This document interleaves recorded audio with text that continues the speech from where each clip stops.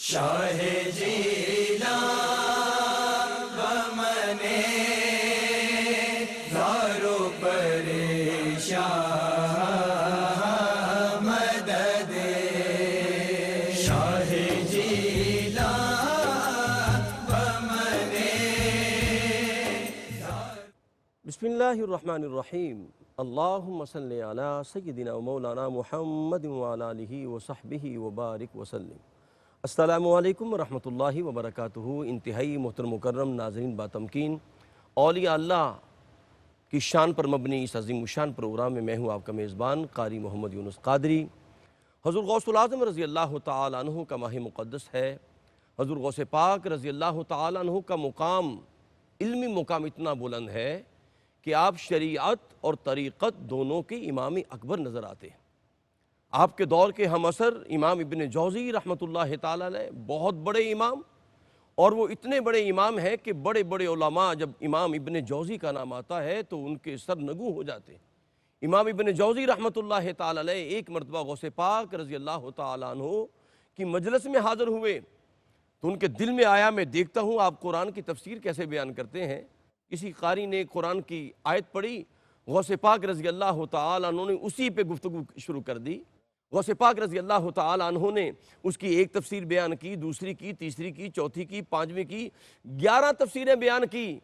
तो इमाम इब्न जौज़ी के साथ एक और उस्ताद उनके साथ बैठे हुए थे, तो उन्होंने पूछा आपको आती हैं? उन्होंने कहा जी मुझे सारी आती हैं। हज़रत गौसे पाक ने 29 तफसीरें उसकी और बयान की। तो इमाम इब्न जौज़ी हैरान और शशतर रह गए, कहने लगे उस रब्बुल इज़्ज़त की कसम है जिसके कब्ज़े कुदरत में मेरी जान है, पहली 11 आती थी, बकिया 29 मुझे नहीं आती, मैंने पहली मर्तबा सुनी है। हैरान हो गए। गौसुल आज़म रज़ी अल्लाह तआला जलाल में आए, आपने फरमाया अल आन नरजू मिनल काल इलल हाल, फरमाया आओ अब हम हाल से काल की जानिब, काल से हाल की जानिब बढ़ते हैं। आपने हाल की एक तफसीर की, इमाम इब्न जौज़ी जुब्बा फाड़ दिया और गौसुल आज़म के कदमों में गिर के कहने लगे जो रब ने इल्म आपको अता किया है मैं उसकी गर्दे राह को भी नहीं पहुँचा। बढ़ते हैं अपने मेहमानों की जानिब, तारुफ़ करते हैं। इंतहाई मुकर्रम व मोहतरम जनाब क़िबला प्रोफेसर मोहम्मद खलील अहमद क़ादरी साहब हमारे दरमियान जलवा फरमा हैं। जामिअतुल क़ुरान लिल बनात और लिल बनीन के जामियात हैं, उनके सरपरस्त हैं।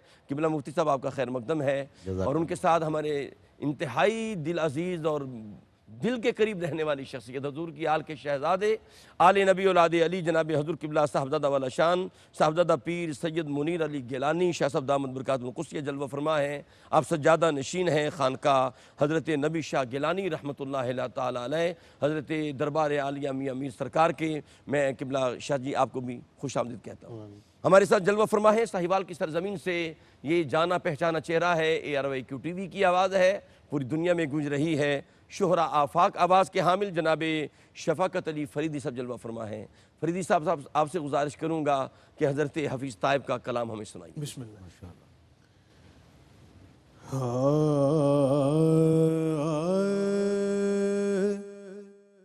शौक़ नया ज़ोइज के वाह वाह, सांचे में ढल के आ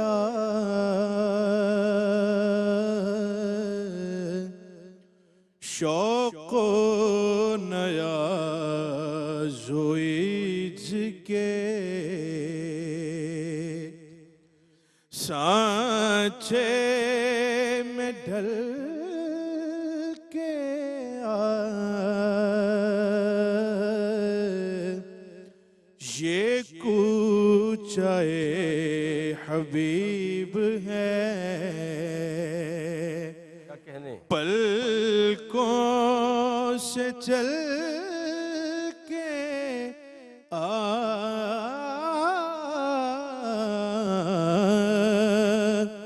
शौक़ नया ज़ोइज के उम्मत के औलिया भी अदब से है दम बखुद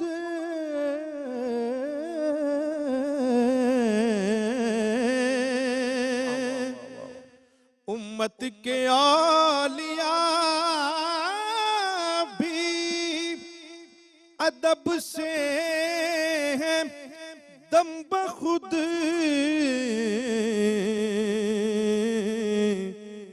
ये बारगाह सरवरे दी है संभल के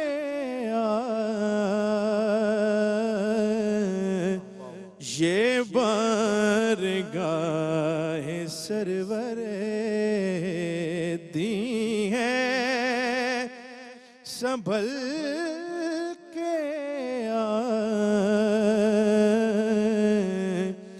ये कूचाए हबीब है। सोजो तपिश सुखे में अगर चाहता तू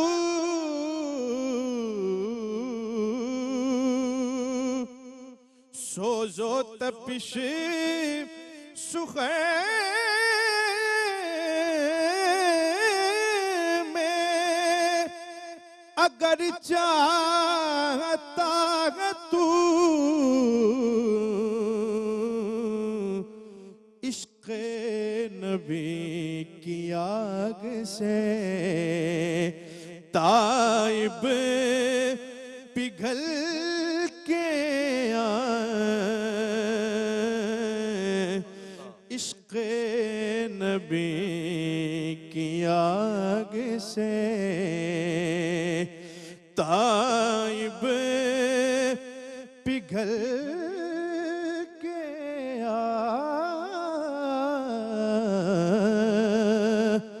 ये कूचाए हबीब है। पलकों से जल के शौक़ो नया जोइज के क्या कहने फरीदी साहब, सुभान अल्लाह सुभान माशाअल्लाह माशा। ये कूचा ये हबीब है। अल्लाह अकबर, क्या बारगाह है। कुर्बान जाऊँ, इमाम मालिक रहमतुल्लाह ताला अलैह 40 साल मदीना पाक में रहे। अब वहाँ दर्स दिया करते थे और जब भी किताब या कुरान या हदीस मुस्तफ़ा की किसी किताब का वर्क पलटते तो बड़ी ताख़ीर कर देते, बड़ी देर करते, आहिस्ता आहिस्ता रखते। लोग कहते इमाम मालिक ये तो एक लम्हे की बात है और आप इतनी देर कर देते हैं। आप फरमाया करते थे कहीं वर्क के पलटने की आवाज़ पैदा ना हो जाए। ये पूछा ये हबीब है, ज़रा संभल के आ। प्रोग्राम के पहले सवाल की जानिब बढ़ते हैं। हमारे साथ तशरीफ़ फरमा है हज़रत अल्लामा प्रोफेसर खलील अहमद कादरी साहब। मुझे आपसे इसलिए भी बड़ी मोहब्बत है, रोज़ाना व्हाट्सएप पे आप रोज़ाना एक नई हदीस पाक भेजते हैं। अल्लाह पाक आपकी इस सय्यद जमीला को अपनी बारगाह में कबूल फरमाए। पहला सवाल है कि मशाइख की मजहबी और दीनी जिम्मेदारियाँ क्या हैं, इस पर रोशनी डालिए। बिस्मिल्लाहिर्रहमानिर्रहीम वस्सलातु वस्सलामु अला सय्यिदिना व मौलाना मुहम्मदिन सादिक़िल वादिल अमीन। अल्लाह का शुक्रगुज़ार हूँ इस बात पर कि अल्लाह पाक ने मौका इनायत फरमाया कि अपने नेक बंदों की जो हकीकी तालीमात हैं और उनकी जो हकीकी ज़िम्मेदारियाँ हैं वो हम लोगों के सामने बयान कर सकें। और बहुत खुश हूँ आपके साथ बैठने पे कि आपका ज़िंदगी के साल हा साल रसूलुल्लाह सल्लल्लाहु अलैहि वसल्लम के मुक़द्दस दीन की तरवीज में गुज़रे, इशात में गुज़रे। अल्लाह तबारक व तआला हमेशा कबूलियत अता फरमाए।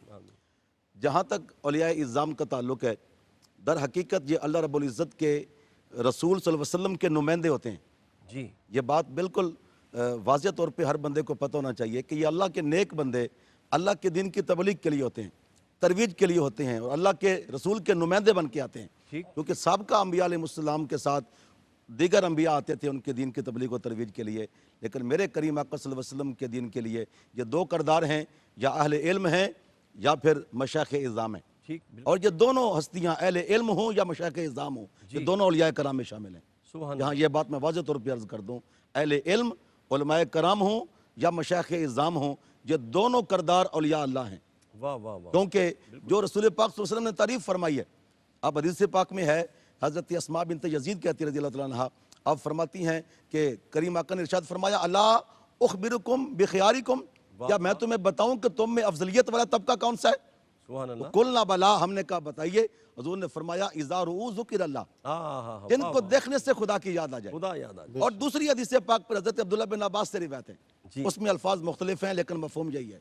ठीक है। वो ये है कि करीम आका ने पहले फरमाया हजूर से सोइला रसूलुल्लाह सल्लल्लाहु अलैहि वसल्लम, अल्लाह के रसूल से सवाल किया गया कि अय्युहुम औलियाउल्लाह, अल्लाह के नेक लोग कौन से हैं?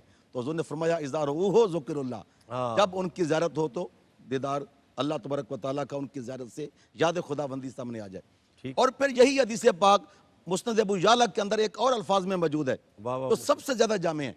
उसमें इस अंदाज से मौजूद है कि करीम आका ने इरशाद फरमाया, हजूर से पूछा गया कि औलिया अल्लाह कौन है? हजूर ने फरमाया कि मन ज़ादा इल्मकुम, जिस बंदे के पास बैठने से तुम्हारे इल्म में इजाफा हो, मजलिस हो, जिसकी मजलिस तुम्हारे इल्म में इजाफा कर दे।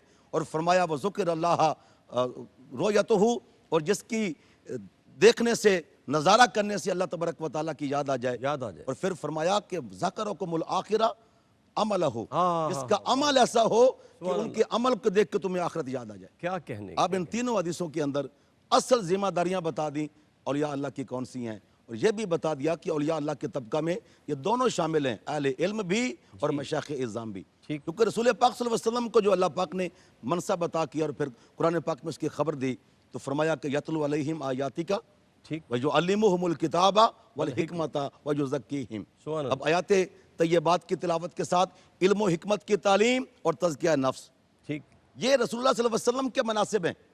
जो जिसके पास भी जो जिम्मेदारी है दर हकीकत वो रसूल पाक सल्लल्लाहु अलैहि वसल्लम की जो है मनसब के निगरान या जानशीन होने की वजह से जो जिम्मेदारी निभा रहा है, जो अल्लाह के नेक लोग हैं, इनकी जिम्मेदारी में यह बात शामिल है कि जो भी इनके साथ जुड़ जाए, क्योंकि हदीस पाक में रूह बता दी गई ज़ुकिर अल्लाह, जो इनसे जुड़े अपना अमल और करदार ऐसा दिखाएं कि अल्लाह की ज़ात तक पहुंचा दें। वो वली अल्लाह कैसा जो अपने पास बैठने वाले को या अपनी बारगाह में आने वाले को पकड़कर दलीज़ मुस्तफ़ा पे ना पहुंचाए। दलीज़ मुस्तफ़ा पे पहुंचाना इनकी सबसे बड़ी जिम्मेदारी है। हज़रत अज़ीमुल मर्तबत इमाम अहमद रज़ा ख़ान रहमतुल्लाह तआला अलैह ने फ़तावा रिज़वा शरीफ के अंदर आपसे पूछा गया कि वली अल्लाह को क्या करना चाहिए, कौन सी खूबियाँ होनी चाहिए? आपने फरमाया सबसे पहले सही और अकीदा हो। ठीक, जिसकी अकीदे में फसाद है वो अल्लाह तबारक व तआला के दोस्त नहीं बन सकता।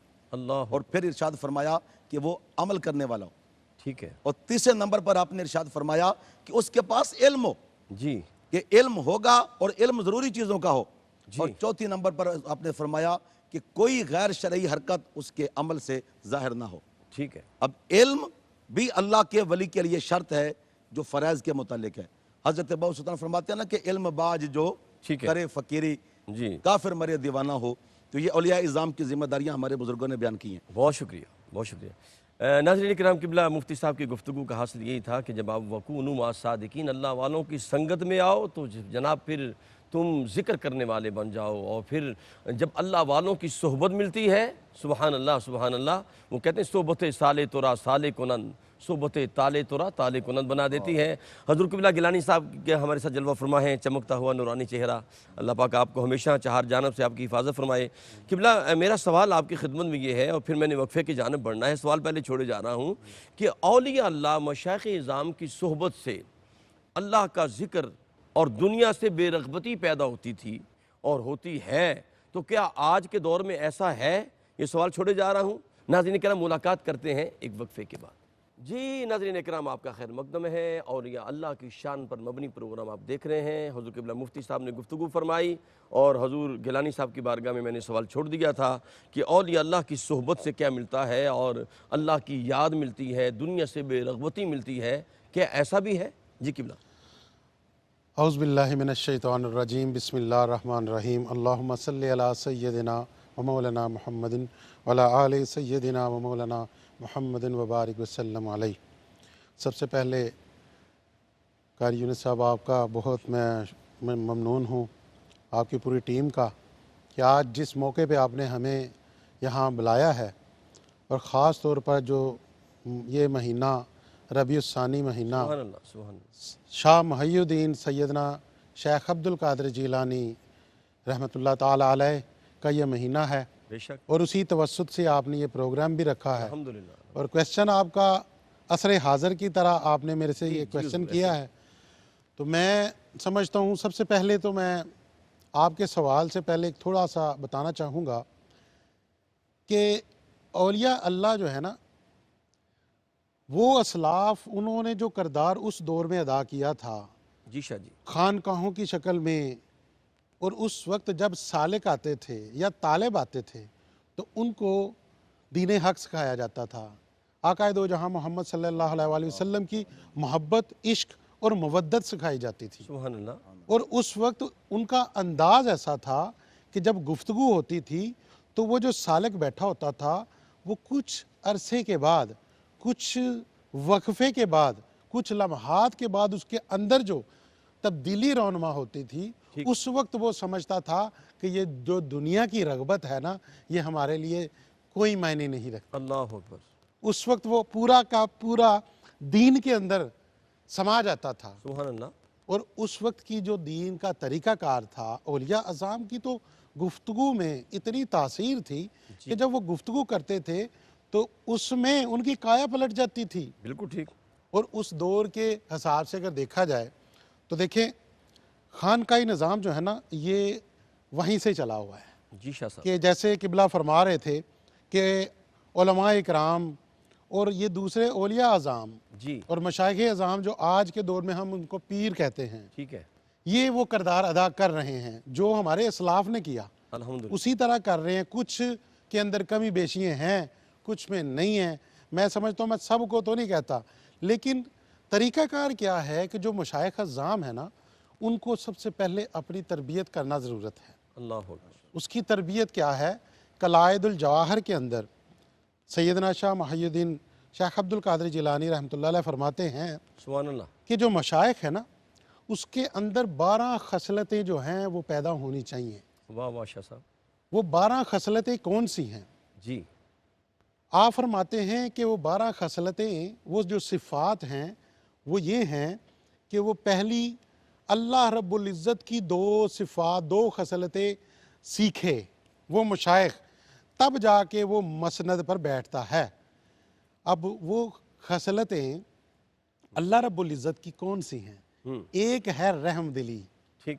रहम दिली की खसलत सीखे वो मशाइख़। अगर वो खान का ही निज़ाम के तालीम व तरबियत में सालक को कुछ बताना चाहता है, वाह वाह। तो दूसरा ऐब पोशी करे, लोगों के छोटी छोटी बड़ी बड़ी कोई भी गलतियां कोताहियां हैं उस पर पर्दा पोशी करे। क्या कहने। सिफाते इलाही को उस तरह सीखे और आगे मखलूक के लिए इस्तेमाल करे। सुभान अल्लाह। उसके बाद 2 ये हो गई जी। 2 सिफात आक़ाए दो जहां मोहम्मद मुस्तफ़ा सल्लल्लाहु अलैहि वसल्लम की ज़ाते अक़दस से सीखे। और वो कौन सी है? वो पहली है कि उनकी शफ़क़त, आप सरकार की जो शफीक थे, मेहरबान थे, वाह वाह। वो होनी चाहिए। सुभान अल्लाह। सुभान। इतना शफीक होना चाहिए कि वो उसमें गर्विदा हो जाए अपने मशाइख़ के ऊपर। वाह वाह वाह शाह साहब। सुभान अल्लाह। सुभान अल्लाह। और दूसरी उनकी अखलाक, आप सरकार की उसवाए हसना जो है उसको अडॉप्ट कर ले जी। और वही 2 सिफात अडॉप्ट कर ले। ये 4 हो गई। हाँ।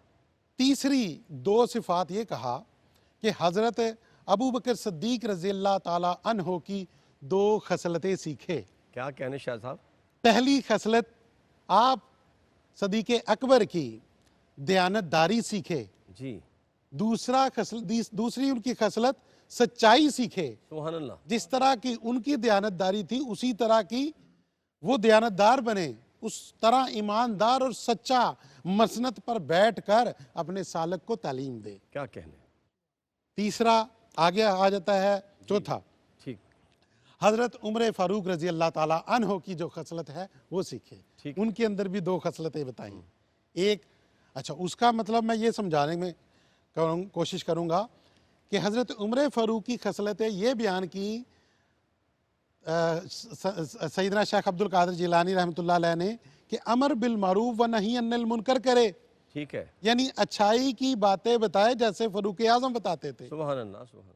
और उसके साथ साथ जो बुराई है उसको रोकने की कोशिश करे।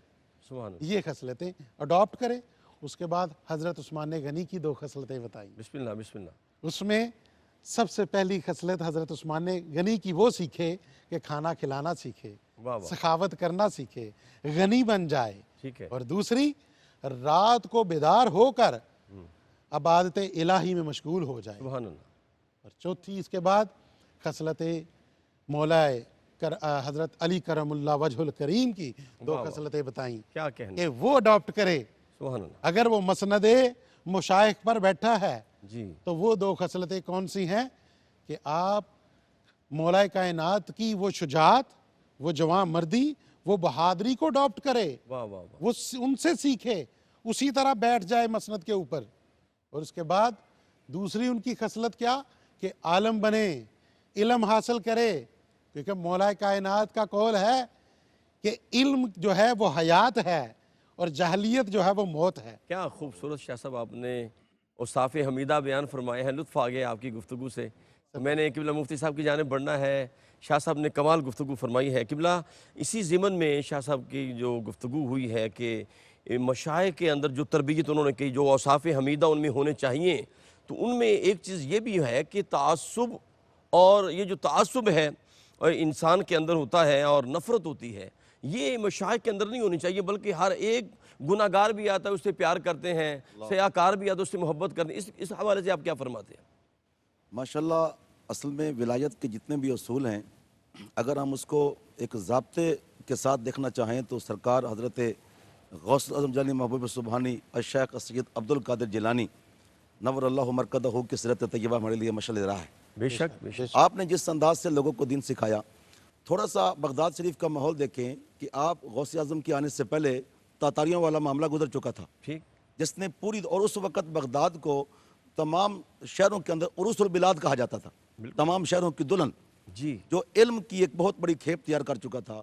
मगर तातारियों के हमलों के बाद यहाँ सारा निज़ाम ख़त्म हो गया था। सरकार गौसे पाक आए और जिस वक़्त आप पढ़ने के लिए आए तो आपकी उम्र उस वक्त 18 साल थी। फिर आपने पढ़ाना शुरू किया और आपने इमाम मुखर्रमी, जो आपके उस्ताद जिनसे आपने फ़िक़ा पढ़ी है, उनके मदरसे के अंदर 48 साल पढ़ाया। और 48 साल पढ़ाने के साथ जो आपके जो ये तासुब वाली बात आप इशारा फरमा रहे हैं, जी जी, उसके एंटी जो आपके अखलाकी हमीदा थे, उसका ये असर था कि जब आप गुफ्तगू फरमाते थे तो आप हफ्ते में 3 दफ़ा बयान फरमाते सुभान अल्लाह, और रात के वक़्त करते, और इशा की नमाज के बाद आप बयान शुरू फरमाते, और तहज्जुद की नमाज में फ़कत इतना वक़्त बाकी रह जाता कि तहज्जुद होती या सहरी होती और पूरी रात आपका लोग बयान सुनते। अल्लाह, और जिसमें तकवा था, जिसमें वरा था, जिसमें ज़ोद था, जिसमें कनात थी, इस्तिकामत थी, ये सारी चीज़ें आपके दर्स में होती। अभी आपने इशारा किया शुरू के अंदर कि इमाम इब्न जौज़ी तशरीफ़ फरमा हुए, तो अल्लामा इब्न जौज़ी ने अपनी किताबों में लिखा है, आप फरमाते हैं कि वल्लाह मैं किसी भी शेख या उस्ताद की बारगाह में इस हैसियत से हाजिर नहीं हुआ कि जिस हैसियत से कोई बयान कर रहा हो और हज़ारों के हिसाब से लोगों की धाड़ें निकल रही हों और वो रो रहे हों और वो उनके ऊपर एक ऐसी कैफियत तारी हो। तो हज़रत शेख अब्दुल कादिर जिलानी रज़ी अल्लाह तआला अन्हु उस दौर में आए जब उरूसुल बिलाद के अंदर इल्म नाम की शय न थी, मगर फिर आपने ऐसा इल्म को भरा कि माशाल्लाह आपके मदरसा में हर साल 3000 लोगों की दस्तारबंदी होती थी। अल्लाह, और 48 साल आपने पढ़ाया। जिस वक़्त आपका विसाल हुआ तो दस्तारबंदी, बाकी आम लोगों के इल्म हासिल करने की बात नहीं कर रहा, वरना उस सस्ती की बारगाह में तो उनकी अखलाक की वजह से और मुतअस्सिबपन जो आपके तबीयत में बिल्कुल भी नहीं था और अखलाक की हैसियत आपकी तबीयत में थी, उसकी वजह 70-70 हज़ार लोग हर दर्स में शामिल होते। मगर दस्तारबंदी जिन लोगों की गई, 1,26,000 लोग वो तादाद में शामिल हैं जिनकी बेकायदा दस्तारबंदी शामिल की। माशाअल्लाह, 1,26,000, 26,000 लोग जिनकी दस्तारबंदियां आपके इदारे में आपकी 48 साल हयात तैयबा के अंदर, वाह वाह वाह, सिर्फ बातनी उलूम नहीं, ज़हरी उलूम के अतबार से। सुभान अल्लाह, और अल्लामा इब्न तैमिया जैसा बंदा ये बात लिख रहा है जी, कि 18 फ़नून आप रोज़ाना सुबह से लेकर शाम तक, और लफ्ज़ क्या लिखा है कि ऐन जब आफ्ताब सर पे आता है तो उससे पहले भी और उसके बाद भी, ये अल्फाज देखिए, यानी ऐन अरूज आफ्ताब से कबल और बाद भी आप पढ़ाते रहते थे और 18 उलूम पढ़ाते थे। और एक और बात मैं आपके लिए अर्ज़ करूं, बिस्मिल्लाह, आपके अखलाकी असना के लिए, कि जो सरकार गौसे पाक की हयात तैयबा है, जिस वक़्त सुल्तान सलाहुद्दीन अय्यूबी रहमतुल्लाह अलैह ने अल कुदस को फतह किया है, जो आज दुनिया के अंदर एक मिसाल बनी हुई है, उसमें आधी से ज़्यादा फ़ौज सरकार गौसे पाक के मदरसे के तलबा थे। वाह वाह वाह, यहाँ तक कि उस वक़्त उनकी फ़ौज के जो चीफ ऑर्गेनाइज़र थे हज़रत अल्लामा इब्न कुदामा रहमतुल्लाह तआला अलैह, आप सरकार गौसे पाक के मुरीद भी थे और खलीफा भी थे। क्या क्या इस तरह की तरबियतें आपके दरबार आलिया से मिलती थी, सुभान अल्लाह। जिनके साथ मिलकर सलाउद्दीन अय्यूबी रहमतुल्लाह अलैह ने क्या कहने क्या कहने, जामे कमालात थे, इंसाइक्लोपीडिया थे गौसे पाक रज़ी अल्लाह तआला अन्हु। सिर्फ उलूम शरीयत पे नहीं, आपने अभी बताया कि 18 उलूम और फ़नून पे आपको महारतें तामा हासिल थी। हज़रत क़िबला शाह साहब आपकी बारगाह में हाज़िर होते हैं, क्या वली मुर्शिद शेख ऐसा भी हो सकता है जो दीन से दूर हो और शरीयत के का उसे पास ना हो? इस हवाले से क्या फरमाते हैं आप? कारी साहब ये तो मुमकिन ही नहीं। अल्लाह अकबर। पहले तो मैं बात करूंगा कि जो आपने कहा वली, जी देखिए वली का क्राइटेरिया हो रहा है ठीक है। और मुर्शद का या पीर का क्राइटेरिया हो रहा है। वलायत का जो दर्जा है वो अल्लाह अता करता है एक मकाम पे, ठीक है। अब उसका दर्जा और उस वलायत पे कुन और फयाकुन के मकाम हैं। उस वलायत पे मनसब पे जब बंदा चला जाता है वो तो उस पूरी अपनी तगो दो से या अल्लाह रब्बुल इज़्ज़त उसको इतना अता कर देता है तो वो उस मसनद पे अल्लाह ताला अता कर देता है, वलायत का जो सब्त लग जाती है। अल्लाह अकबर। तो वो वलायत के लिए तो हम बेशरा की बात कर ही नहीं सकते। ठीक है। वली की अता ही उस वक्त है कि जब वो कामल हो चुका है। माशाअल्लाह। अब आजे हम पीर के ऊपर या मुर्शद के ऊपर, ये आज के दौर में जो बनते हैं कि उसको खानका चलाने के लिए, उसके लिए तो देखें बुनियादी असूल ही शरा है, शरीयत है। वाह वाह वाह। देखें ज़िंदगी का आगाज़ जो है ना, लक़द ख़लक़नल इंसान फ़ी अहसनि तक़वीम, अल्लाह रब्बुल इज़्ज़त ने ना इंसान को बड़ा अहसन तक़वीम किया है। सुभान अल्लाह। अच्छा, वो पहले दुनिया में आया ना, इंसान आया है, दुनिया में इंसान के अगले दर्जे पे वो मोमन हुआ है, मोमन से अगले दर्जे पे साहबा ने तकवा पे आया, साहबा ने तकवा पे फिर वो रूहानियत और तरीक़त के मराहल में गुजरता चला जा रहा वाह है। वाह। उसमें नमाज, रोज़ा, हज, ज़कात और तमाम मामलाते शरिया जो हैं वो पूरे करता हुआ आगे चला जाता है। जी जैसे जैसे वो शरीयत को अदा करता चला जाता है, वो पीरो मुर्शद जो रशदो हदायत के लिए मसनद पे बैठा हुआ है, जी। वो सालक जब उस पे आता है, उसकी खानका पे आता है, तो वो राह सलूक के ऊपर उस सालक को चलाता है। पहले इसको शरा सिखाता है, शरा के साथ तरीक़त सिखाता है। तरीक़त और शरा जो है ना, शरीयत और तरीक़त, ये दोनों पैरेलल चलती हैं। वाह वाह। जैसे वो बता रहा होता है, क्या कहने। जैसे जैसे वो सालिक उसको अडॉप्ट करता चला जाता है और वो इम्प्लीमेंट अपनी लाइफ अपने वजूद पे तारी कर लेता है, उसके साथ साथ भी उसको मारिफत और हकीकत पर फायज होता चला जाता है। उसको मार्फत की समझ आनी शुरू हो जाती है वाह वाह। और हकीकत पर जाना शुरू हो जाता है। क्या कहने। जब वो मार्फत पे आता है ना, तो फिर वो रूहानियत के दर्जात को भी हासिल करना शुरू हो जाता है, जिसमें हम सूफ़ी कहते हैं, जिसमें हम जैसे कहते हैं कि यार ये एक फ़कीर आदमी है, दरवेश है, इस मामले पे वो चला जाता है। ये दर्जात हैं, क्योंकि साहबा ने तकवा की अगली जो स्टेज शुरू होती है ना, वो इसी में है। ये इसमें आपका वो फ़कीर है, दरवेश है, फिर आगे चलते जाए तो कुतुब और कलंदर और अब्दालियत के दो दर्जात हैं, वो अल्लाह ताला कर रहा होता है जी, वो उसी पे चलता है। सब ये बंदा जब बंदा ये मोमिन जो है वो अल्लाह के रास्ते पर गामजन होता है, कुरान की रोशनी में अल्लाज़ीना जाहदू फ़ीना लनहदियन्नहुम सुबुलना, तो फिर अल्लाह पाक रास्ते खोलता चला जाता है। नाज़रीन किराम, इंशाअल्लाह वक्फे के बाद दोबारा हाज़िर होते हैं, मुलाकात करते हैं एक वक्फे के बाद। जी नाज़रीन करम, आपका खैर मकदम है। औलिया अल्लाह की शान पर मबनी प्रोग्राम आपकी बारगाह में पेश किया जा रहा है। अल्हम्दुलिल्लाह, औलिया अल्लाह जब अल्लाह के रास्ते पर गामजन होते हैं तो रब्बे कायनात फिर इंसान के रास्ते कुशादा करता चला जाता है, कुशादा करता चला जाता है। फिर बंदा मोमिन अल्लाह का वो तक़र्रुब हासिल कर लेता है कि वो अल्लाह का ऐसा महबूब बंदा बन जाता है कि फिर जनाब ज़ुबान उसकी होती है और फिर उसमें ताकत मौला की होती है, आँख उसकी होती है, फिर बेनाई मौला की होती है, गुफ्ता अल्लाह बवद गर्च अज़ हुल्क़ू में अब्दुल्ला बवद। क़िबला मुफ्ती साहब आपकी खिदमत में हाज़िर होते हैं कि हुज़ूर गौसे पाक रज़ी अल्लाह तआला अन्हु ने अपने मुरीदों की, अपने मोहब्बत करने वालों की तरबियत और इस्लाह कैसे फरमाई, इस पर माशाअल्लाह बहुत आला सवाल है। मैं पहले भी ये बात अर्ज़ करना चाह रहा था कि सरकार गौसे पाक हमारे पास एक बुनियादी तराजू है जी, क़यामत तक आने वाले औलिया अल्लाह के लिए, मशाइख के लिए, उलमा के लिए आपकी सीरत तैयबा एक बुनियादी तकाज़ा है। इससे पहले भी औलिया इज़ाम गुजरे हैं, लेकिन उनकी सीरत को इस तरह महफूज नहीं किया गया जिस तरह आपकी सीरत के एक गोशे को महफूज किया गया, और क़यामत तक के लिए तमाम उलमा, औलिया, मशाइख के लिए मशअल राह बन गया। ये बड़ा प्यारा जुमला है आपका, जिस तरह मैंने कुरान पाक में पढ़ा कि असहाबे रसूल ईमान का मियार है, बयान, और औलिया अल्लाह में गौसे पाक इमार है। वाह वाह, लेकिन ना मौलाना रूम जैसा इतना बड़ा आलिम, वो भी कहते हैं कि जिस तरह मोहम्मद मुस्तफ़ा सल्लल्लाहु अलैहि वसल्लम अंबिया में चमक रहे हैं, इस तरह गौसे पाक औलिया में चमक रहे हैं, चमक रहे हैं, सुभान इसमें कोई शक नहीं है। लेकिन इसमें एक बात, जैसे किबला शाह साहब इशारा फरमा रहे थे ना कि दराजात होते हैं, पहले एक आम इंसान होता है, फिर दायरा ईमान में दाखिल होकर मोमिन बनता है। ठीक है मोमिन से अगला दर्जा मुसलमान का है, क्योंकि मुसलमान का ताल्लुक अमल के साथ है। जी, फिर अमल में जब कबूलियत आना शुरू होती है, बंदा मुत्तकी बनता है। फिर जब इंसान का तकवा मुकम्मल पुख्ता हो जाता है, तो फिर बंदा मर्द साले बनता है। जो कुरान पाक ने शुरू किया ना कि इनाम याफ्ता बंदे कौन है, यानी आम इंसान में वली में फ़र्क किया है, तो इनाम याफ्ता से वली शुरू हुआ है। ठीक है, जहाँ तक ये सारी मंजिलें हैं, ये मंजिल नहीं है, ये सारे रास्ते हैं। ठीक है, मंजिल जहाँ से शुरू हुई है, अनअमल्लाहु अलैहिम मिनन नबिय्यीन व सिद्दीकीन व शुहदा व सालिहीन, अब सालिहीन से काम शुरू हो गया। ठीक, अब सालिहीन अल्लाह के मकबूल बंदे हैं। फिर असल में हर बंदे का सफ़र है कुर्बत खुदाबंदी को पाने का। अल्लाह, अब कुर्बत खुदाबंदी को पाने के लिए जिस बंदे ने इस दायरा कार में दाखिल हो गया, वो मर्द साले है। और जब उसने इस चीज़ को पाना चाहा, मर्द साले मुकम्मल हो गया। अगर किसी ने इसको पाने के लिए मर्तबा शहादत पा लिया तो वो शहीद कहलाया, और किसी को ज़िंदगी में मिल गया तो वो सिद्दीक कहलाया, और जिसके कदमों की खैरात से मिला वो नबी कहलाया। आहा, तो ये सारी कुर्बतें सरकार गौसे पाक की बारगाह से मिलती हैं। वाह वाह वाह, जैसे मैंने आपको इशारा किया कि वो सिर्फ अपने मुरीदों को नमाज और तकवा और तहरत की बातें नहीं देते थे, बल्कि वो पूरी पूरी रात बैठ कर उनको कुरान पाक सुनाते थे। अभी आपने इशारा किया, कुरान पाक की आयत कारी साहब ने पढ़ी, आपने उसका तर्जुमा शुरू कर दिया, फिर तावीलात शुरू कर दी, फिर उसके मफाहिम बयान करने शुरू कर दिए। वाह वाह, और वो जो 40 का आप इशारा फरमा रहे थे, जी, जब 40 पे पहुंचे तो फिर आपने जुमला बोला वाह वाह, जिसको इब्ने जौजी ने अब नकल फरमाया।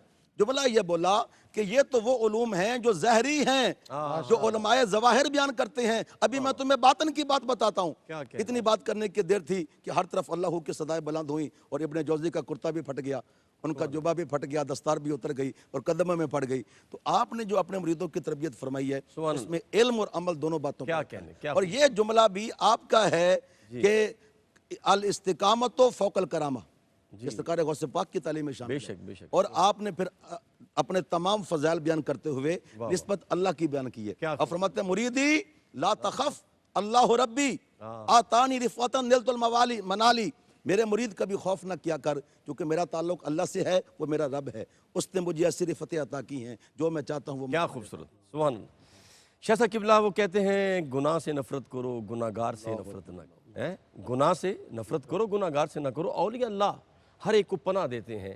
मैं चाहता हूँ हज़रत गौसुल आज़म रज़ी अल्लाह तआला अन्हु का अंदाज़ तरबियत और अंदाज़ इस्लाह कुछ मोतियाबी अता फरमाएं।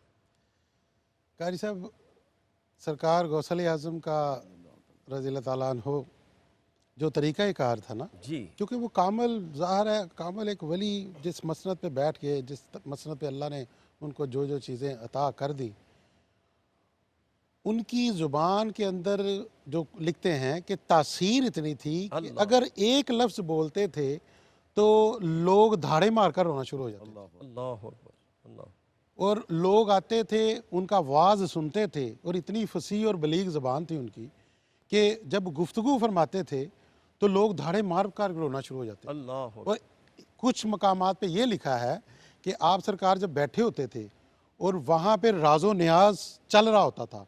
राजो न्याज क्या होता है कि खामोशी होती है, खानका में बैठे हैं और वहाँ पे अगर फ़कीर बैठा है, वली बैठा है अल्लाह का, और सालक या मुरीदेन बैठे हैं और वहाँ पे खामोशी है, उस वक्त राजो न्याज आपस में चल रहे होते हैं। और वो राजो न्याज जो सारा राज है वो कन्वर्ट हो रहा होता है उस वक्त जी, बातन की रूह से। तो उसमें भी जब वो लोग वहाँ से निकलते थे तो उनके वो देखते थे तो उनकी तब्दीली रोनमा हुए होती थी, ठीक, उनके दिल फिर जाते थे, उनके तज़किया हो जाता था।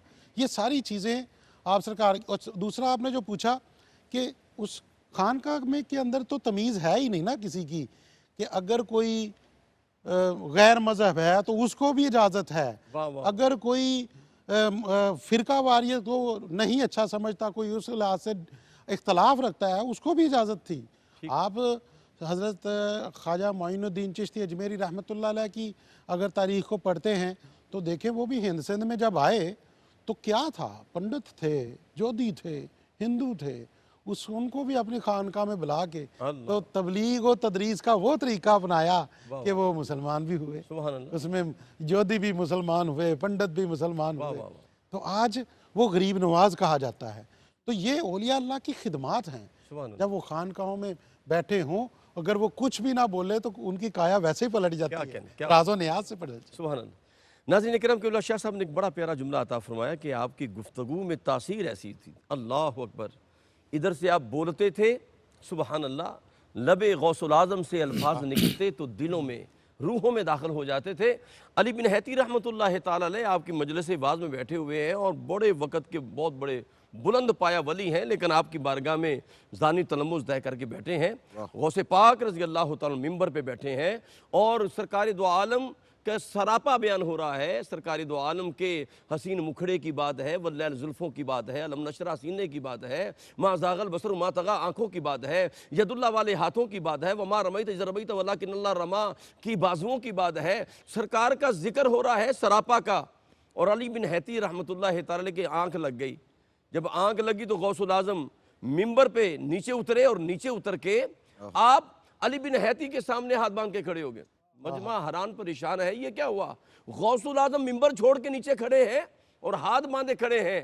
जब अली बिन हैती रहमतुल्लाह तआला अलैह की आंख खुली तो देखा गौसुल आज़म सामने खड़े हैं। कहा हुजूर गौसे पाक आप मेरे सामने? फरमाया नहीं, तेरे सामने नहीं, बता जब तेरी आंख लगी थी तो कहाँ लगी थी? वाह वाह। ये शाह साहब जो आपने बयान किया कि आपके लबों से जो नूर निकलता वो सुभान अल्लाह कैसा मकबूल होता। फरमाया अली बिन हैती याद रखना जिसे तू सोता देख रहा था गौसुल आज़म रज़ी अल्लाह तआला अन्हु से जागता दिख रहा था। तो आपका मुकाम इतना ऊंचा इतना बुलंद है। क़िबला मुफ्ती साहब चंद जुमले अता फरमाइएगा गौसे पाक की अज़मत व शान के हवाले से। माशाअल्लाह जी, सरकार गौसे पाक रज़ी अल्लाह हो, आप इमामुल औलिया हैं और क़यामत तक तमाम औलिया इज़्ज़ाम अलैहिमुस्सलाम आपके नक्शे कदम पे चल के ही वली बन सकते हैं। उस वक़्त तक किसी को मनसब विलायत मिल सकता ही नहीं है जब तक कि गौसे पाक का कदम उनके कंधे पे नहीं आता। एक मैं चीज़ और अर्ज़ करूँ, आला हज़रत रहमतुल्लाह तआला अलैह ने आपने फरमाया है कि क्या वजह है कि सरकार गौसे पाक इमाम हसन मुज्तबा की औलाद में। तो आपने अपने फतावा रिज़विया की 26वीं जल्द में एक बात लिखी है। आपने फरमाया कि अल्लाह पाक ने गौसियत कुबरा इमाम हसन मुज्तबा की औलाद में रखी है। इस वजह से आपको वालिद ग्रामी की तरफ से आपकी औलाद में पैदा किया ताकि गौसियत कुबरा आपको अता की जाए। वालिद की जानब से हसनी और वालिदा की जानब से आप हुसैनी हैं, लेकिन वालिद की चूंकि सिलसिला नस्ब में वालिद है, इस वजह से आपको हसनी रखा गया कि गौसियत कुबरा जो है वो इमाम हसन मुज्तबा की औलाद में जानी है। दाता साहब भी हसनी, ख्वाजा मोइनुद्दीन भी हसनी, सारे बाबे हसनी बैठे। गौसियत कुबरा जिसके पास भी है वो सरकार गौसे पाक का फैजान। क़िबला मुफ्ती साहब बहुत मोहब्बत आपकी, बहुत शफ़क़त। क़िबला मुफ्ती साहब का, हुज़ूर क़िबला शाह जी क़िबला आपका बहुत ज़्यादा शुक्रिया और फरीदी साहब क़िबला का शुक्रिया है। और अपने मेज़बान कारी मोहम्मद यूनुस कादरी सगे मीरा को इजाज़त दीजिए और सुनते हैं मनक़बत बहादुर गौसुल आज़म रज़ी अल्लाह तआला अन्हु। जी फरीदी साहब क़िबला बिस्मिल्लाह।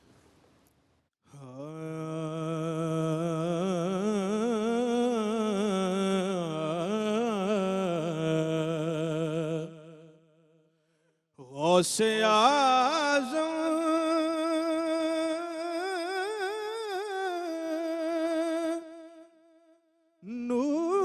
नूर-ए-ने मुर्तज़ा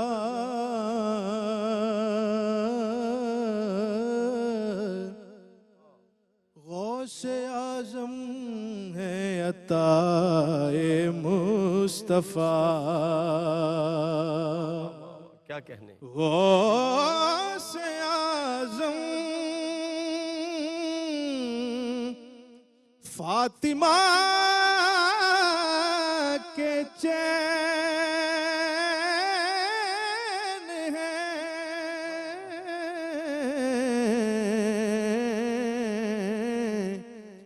गौसे आज़म दिलबरे हसनैन है, सरवरी इमदाद गौसे पाक हैं, फातिमी औलाद गौसे पाक हैं, सरवरी इमदाद गौसे पाक हैं, फातिमी औलाद गौसे पाक हैं। नूर चश्मे रहमतल लिल आलमीन,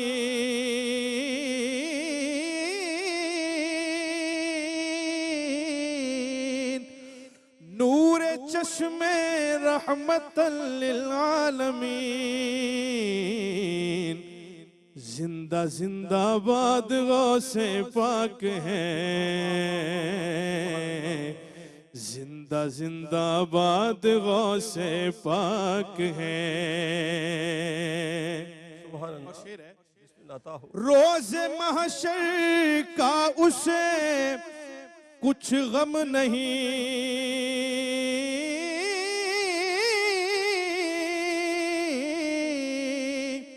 रोज महशर का उसे कुछ गम नहीं।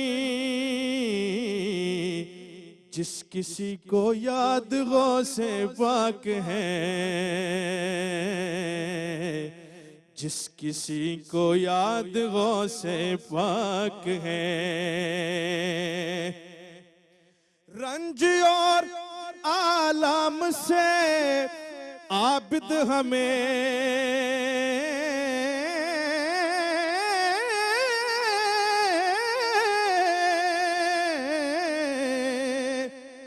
रंज और आलम से आबिद हमें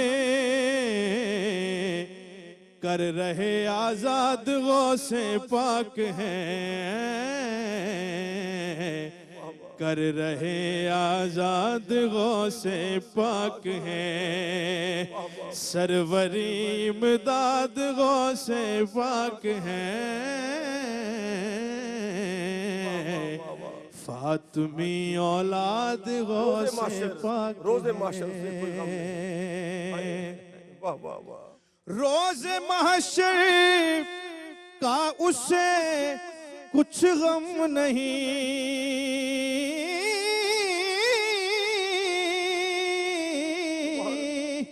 रोज महशर का उसे कुछ गम नहीं। जिस किसी को याद गौसे पाक है, जिस किसी को याद गौसे पाक है, गौसे पाक है। जिस किसी को याद गौसे पाक है, सरवरी इमदाद गौसे